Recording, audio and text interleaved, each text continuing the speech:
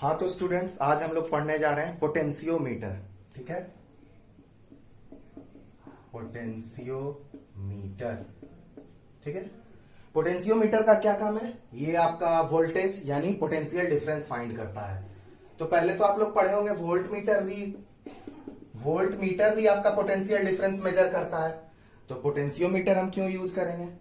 तो actually difference ये है, वोल्ट मीटर आपका एक छोटा सा डिवाइस है, कहीं भी फिट हो जाएगा आपका, आप वोल्टेज मेजर कर सकते हैं। लेकिन जब आपको एग्जैक्ट वैल्यू वोल्टेज का मेजर करना रहता है तो हम लोग पोटेंशियोमीटर यूज करेंगे।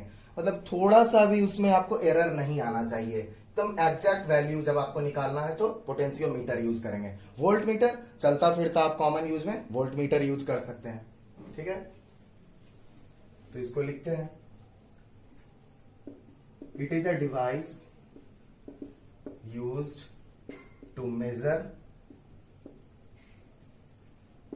exact voltage of a cell। ठीक है, ये आपका पोटेंशियोमीटर हो गया। अब ये किस प्रिंसिपल पे काम करता है, पहले डायग्राम देख लेते हैं। ठीक है, पोटेंशियोमीटर किस तरह का होता है। तो आपका मान लेते हैं कोई एक नाम ही लग रहा, पोटेंशियोमीटर। पोटेंशियो मीन्स वोल्टेज और मीटर, जैसे आपका एमीटर हो गया, करंट मेजर करता था, वोल्ट मीटर वोल्टेज मेजर करता है, उसी तरह पोटेंशियोमीटर आपका पोटेंशियल डिफरेंस मेजर करेगा, लेकिन एकदम एग्जैक्ट वैल्यू निकालेगा। मान लेते हैं आपका कोई भी एक वायर है। ठीक है, यूनिफॉर्म वायर रहना चाहिए। यूनिफॉर्म वायर किसको कहते हैं? जहां सारे जगह इसका क्रॉस सेक्शनल एरिया सेम रहे। ये नहीं कि कहीं वायर आपका पतला है, कहीं वायर मोटा हो गया, तो इसको बोलेंगे non uniform cross section. Uniform cross section का मतलब सारे जगह उसका एरिया सेम रहेगा। ठीक है, तो क्या किए हम लोग, एक वायर लिए, मान लेते हैं 2 मीटर 4 मीटर जितना भी लेंथ दिया हो, एक वायर ले लिया गया। ये 2 पॉइंट है आपका ए और बी, और इसको किसी सेल से कनेक्ट कर दिए। ठीक है, और कहीं पे भी मान लेते हैं ये एल लेंथ का वायर है, ये एल लेंथ का वायर है, और कहीं पे भी आपको वोल्टेज मेजर करना है। ठीक है, कहीं भी पॉइंट मान लेते हैं पी क्यू आर एस, कहीं भी मेजर करना है, तो इस तरह से इसका ऑपरेटस सेटअप होगा। एक चीज और देख लीजिए, इसको इस तरह से ज्वाइन कर देते हैं किसी सेल से। ठीक है, और इस तरह से बनाया जाता है, यह पोटेंशियोमीटर हो गया। ठीक है, अब एक चीज पहले इसको लिख लेते हैं, फिर डायग्राम पे हम आते हैं। ठीक है, इसका 3 काम है। पोटेंशियोमीटर का 3 यूजेस पढ़ेंगे। पहला, to find the EMF of a cell. दूसरा, to compare EMF of 2 cells. और तीसरा है to find the internal resistance of a cell. EMF तो पता ही होगा, वोल्टेज को बोलते हैं। तो ये 3 काम है आपका पोटेंशियोमीटर का। ठीक है, अब पहले बात करेंगे ईएमएफ फाइंड करने के लिए।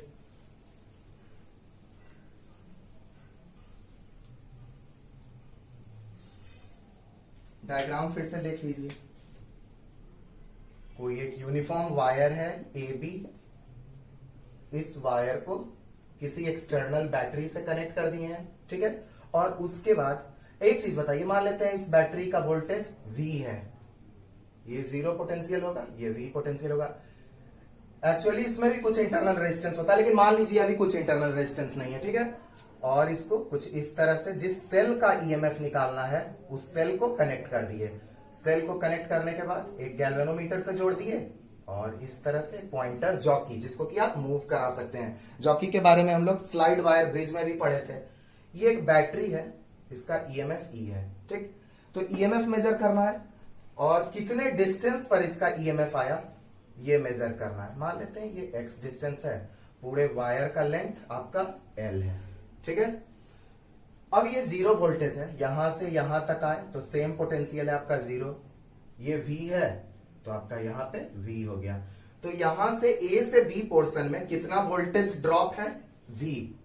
एक चीज ऐसे देख लीजिए, पूरा वायर अगर L लेंथ का है, L लेंथ में V वोल्टेज है, तो यूनिट लेंथ में कितना वोल्टेज होगा? V by L।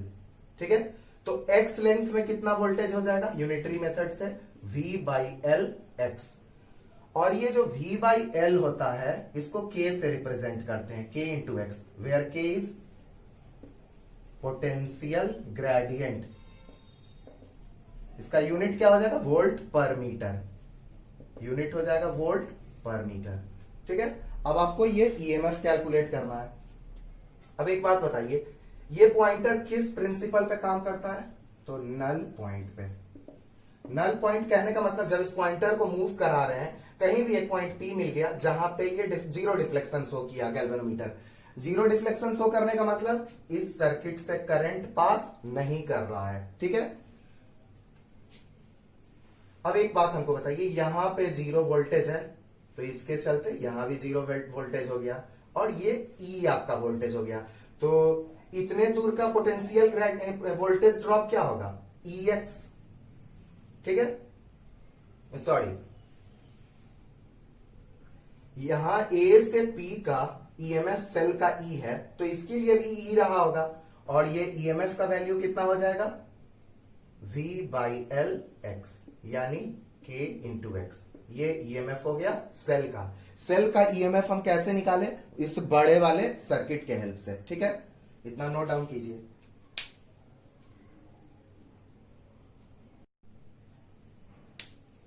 अब इसमें कुछ पढ़ना है आपका, लिमिटेशंस। ठीक है, देखते हैं क्या लिमिटेशंस है, फिर से बना लेते हैं। ये आपका पोटेंशियोमीटर हो गया, इसको इस तरह से जोड़ दिए। ये सेल है जिसका EMF E दिया हुआ है, गैल्वेनोमीटर से ज्वाइन कर दिए। एक चीज और बात ध्यान में रखिएगा, इसको इस तरह से भी डायग्राम बनाया जा सकता है। अब मान लेते हैं ये थोड़ा ही जरूरी है, 1 मीटर का है, 4 मीटर, 5 मीटर, 6 मीटर का हो गया, तो इसको इस तरह से बना देंगे। ठीक है,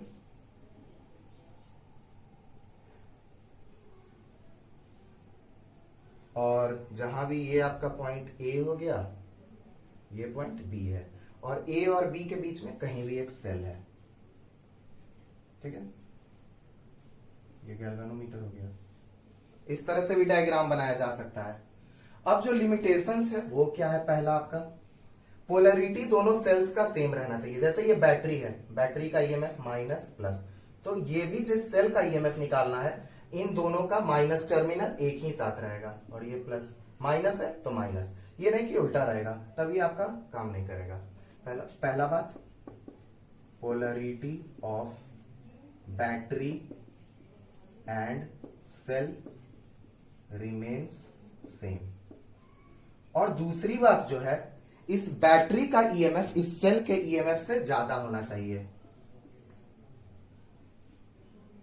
यानी हम ये भी कह सकते हैं, potential drop in the wire is greater than EMF of the cell.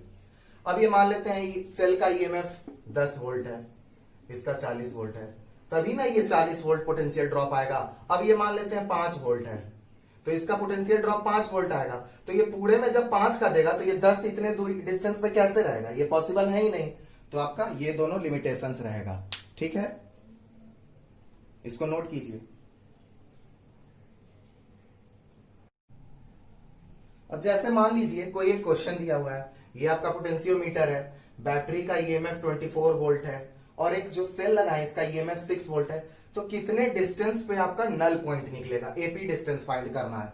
ठीक है, बनाते हैं। टोटल पोटेंशियल ड्रॉप कितना होगा? जैसे मान लेते हैं ये 4 मीटर का है, 4 मीटर पे आपका पोटेंशियल ड्रॉप मिल रहा है 24 वोल्ट, तो 1 मीटर पे मिलेगा 24/4 यानी 6। अब हमको ये मान लेते हैं AP डिस्टेंस x है, तो x मीटर पे कितना मिलेगा? 6x। ठीक, और जो A से P का पोटेंशियल वोल्टेज है यहां से यहां, वो सेम इसका रहेगा, सेल का EMF, यानी 6x इक्वल्स टू 6, तो x इक्वल्स टू 1 मीटर। तो 1 मीटर पे आपका ये पोटेंशियल ड्रॉप वोल्टेज 0 होगा और नल पॉइंट आपका 1 मीटर फ्रॉम पॉइंट ए हो जाएगा। ठीक है, उसी तरह से मान लेते हैं ये आपका डिस्टेंस दिया रहता तो सेल का ईएमएफ पता हो जाएगा। ये तो डिस्टेंस आपको पता चल ही जाएगा जॉकी को ए बी पोर्शन पे मूव करते हुए। तो जब एक्स का डिस्टेंस, एक्स का वैल्यू पता, तो हमको वोल्टेज सेल का भी पता चल जाएगा। ठीक है, इसको नोट डाउन कर लीजिए। आपका दूसरा यूज है पोटेंशियोमीटर का, to compare EMF of two cells. देखते हैं, डायग्राम पहले बना लेते हैं। ये आपका पोटेंशियोमीटर का वायर हो गया ए बी लेंथ का, इसको किसी एक्सटर्नल बैटरी से कनेक्ट कर दिया जिसका वोल्टेज वी है।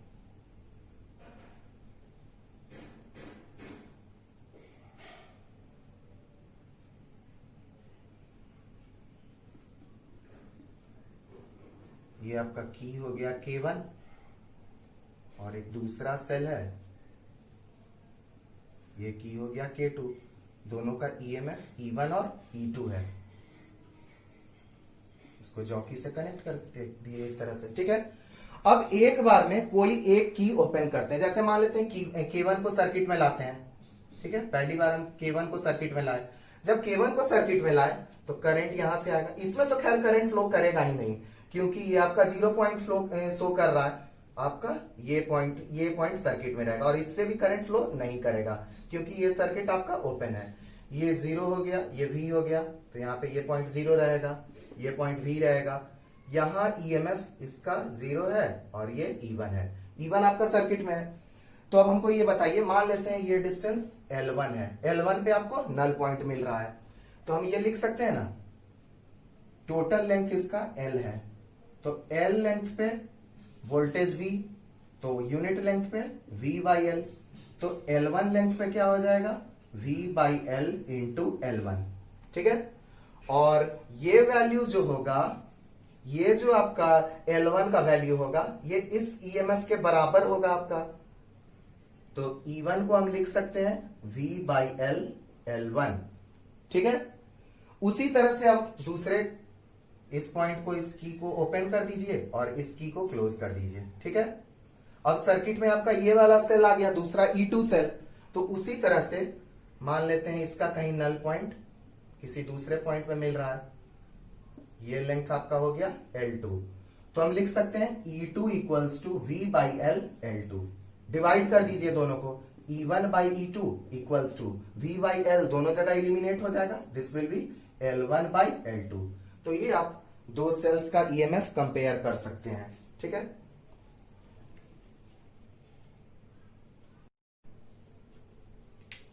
हाँ तो स्टूडेंट तीसरा आपका यूज हो जाएगा पोटेंशियोमीटर का, to find the internal resistance. ठीक है, ऑफ अ सेल। देखते हैं,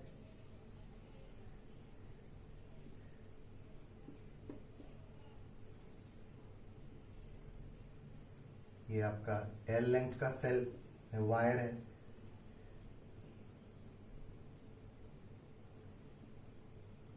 ये कोई सेल है जिसका ईएमएफ E है और इंटरनल रेजिस्टेंस R है। हाँ, तो इंटरनल रेजिस्टेंस जब भी आपको फाइंड करना होगा तो इसके पैरेलल में कोई एक आप रेजिस्टेंस R ज्वाइन कर देना पड़ेगा आपको। इन दोनों को सर्किट में ले आइए, गैल्वेनोमीटर से ज्वाइन कर दीजिए। ठीक है, हाँ एक स्विच दे देते हैं। अब एक बात हमको बताइए, मान लेते हैं जब ये की सर्किट में नहीं है, जब ये की सर्किट में नहीं है तो हमको नल पॉइंट L1 पे मिल रहा है, ये 0 हो गया, ये आपका वोल्टेज V है, V हो गया, ये 0, ये V। ठीक है, तो ये तो आपको पता ही है, सेल का ईएमएफ हो जाएगा V divided by L, potential gradient multiplied by L1।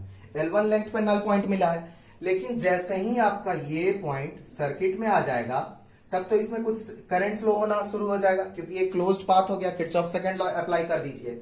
अब इसको मैं यहां बना दे रहा हूं, जरा ध्यान से देखिएगा।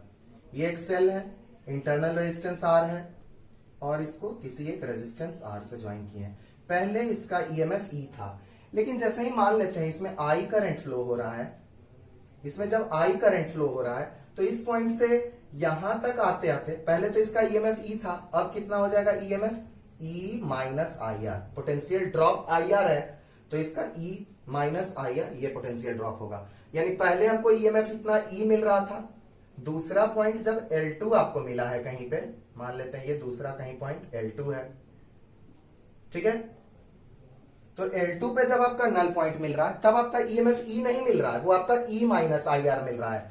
तो हम लिख सकते हैं E minus I R equals to V by L into L2, ठीक है, और इसको आप ऐसे लिख सकते हैं ई माइनस, अब ये देखिए इस क्लोज्ड सर्किट में आई का वैल्यू क्या हो जाएगा, E by capital R plus small R, put कर दीजिए value E R by capital R plus small R V L into L2, ये इक्वेशन 1 आपका हो गया, ये 2, दोनों को डिवाइड कर दीजिए तो आपका मिलेगा E डिवाइडेड बाई ये हो जाएगा आपका E R capital E R by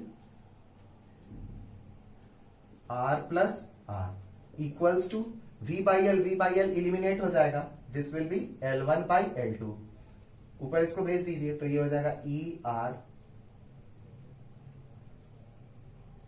capital R plus small r divided by R, क्योंकि ये तो एलिमिनेट हो गया, equals to L1 by L2, तो इसको लिख सकते हैं 1 plus r by capital R equals to L1 by L2, यानी are L1 by L2 minus 1, इसको यहां मैं लिख दे रहा हूं, तो इंटरनल रेजिस्टेंस का वैल्यू हो गया L1 by L2 minus 1 into given resistor.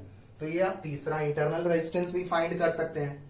फिर से मैं बोल दे रहा हूं पोटेंशियोमीटर का क्या यूज है, ये आपका एग्जैक्ट वोल्टेज मेजर करता है, ठीक है, वोल्ट मीटर भी वोल्टेज मेजर करता है, पोटेंशियोमीटर भी वोल्टेज मेजर करता है, लेकिन पोटेंशियोमीटर थोड़ा बल्की है, ये सब जगह आप कैरी नहीं कर सकते, लेकिन हाँ एग्जैक्ट वैल्यू फाइंड करना है तो पोटेंशियोमीटर यूज करेंगे। कहीं भी चलता फिरता मान लेते हैं वैल्यू फाइंड करना है कन्वीनियंस के लिए तो आप वोल्ट मीटर यूज कीजिएगा। पोटेंशियोमीटर का 3 यूज है, पहला to find the EMF of the cell, दूसरा to compare the EMF of the cell, और तीसरा to find the internal resistance. ये आपका बोर्ड्स में 5 मार्क्स में आता है क्वेश्चन, ये बहुत ही इंपॉर्टेंट है बोर्ड्स के पॉइंट ऑफ व्यू से। तो आज के लिए इतना रहने दीजिए, अगले क्लास में हम इस पे कुछ न्यूमेरिकल देख लेंगे। कोई भी डाउट हो तो मेरे कमेंट सेक्शन में कमेंट कर दीजिएगा, ठीक है। Have a nice day.